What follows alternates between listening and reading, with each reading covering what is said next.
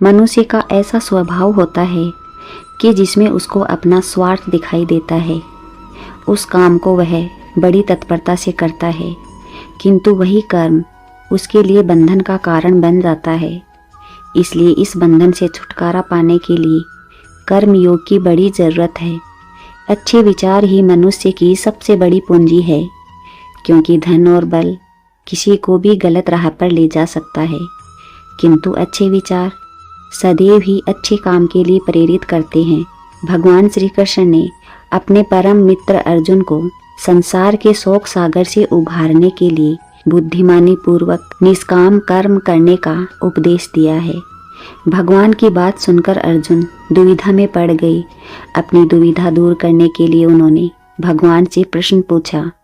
अर्जुन ने कहा, सभी जन की याचना पूरी करने वाले हे जनार्दन, यदि आप निष्काम कर्म करने की अपेक्षा ज्ञान को श्रेष्ठ मानते हैं तो फिर मुझे इस भयंकर कर्म में क्यों लगाना चाहते हैं? आपके अनेक अर्थ वाले शब्दों से मैं दुविधा में पड़ गया हूँ। मेरी बुद्धि काम नहीं कर पा रही है। अतः इनमें से मेरे लिए जो एकमात्र कल्याणप्रद हो उसे कृपा करके मुझे बताए, जिससे मैं उस श्रेय को प्राप्त कर सकूं। गीता रहस्य से भरा हुआ धर्म शास्त्र है। इसको बड़े बड़े ऋषि महर्षि और मुनि महात्मा नहीं समझ सके। यहाँ तक कि भगवान के सदा निकट रहने वाले अर्जुन की बुद्धि भी लड़खड़ा गई। तो हम साधारण जीव की क्या बात है?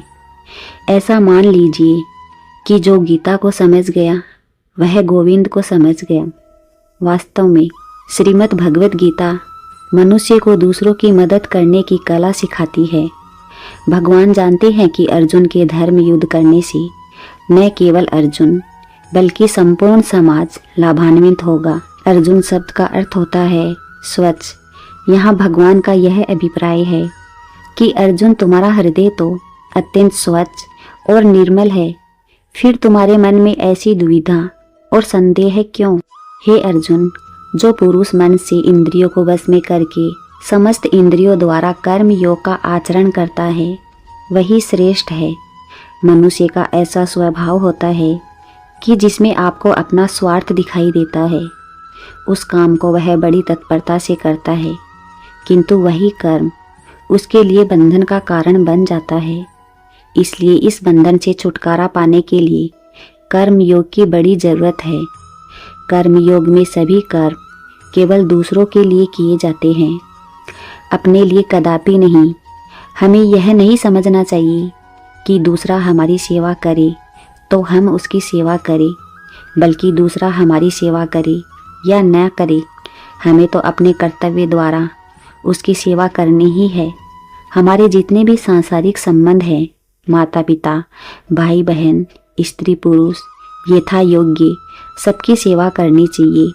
अपना सुख लेने के लिए ये संबंध नहीं है। उनसे कोई आशा रखना या उन पर अपना अधिकार जमाना बहुत बड़ी भूल है। हम उनके ऋणी हैं और ऋण उतारने के लिए उनके यहाँ हमारा जन्म हुआ है। इसलिए निस्वार्थ भाव से उनकी सेवा करके हम अपना ऋण चुका दे। सूर्य और चंद्रमा निष्काम कर्म योगी हैं, किंतु इस कलयुग में कर्म योगी बनना आसान काम नहीं है। इसके लिए आदत और अभ्यास की ज़रूरत है। एक साधु महाराज अपने शिष्य के साथ भिक्षा मांगने गए। घर से एक नववधू निकली।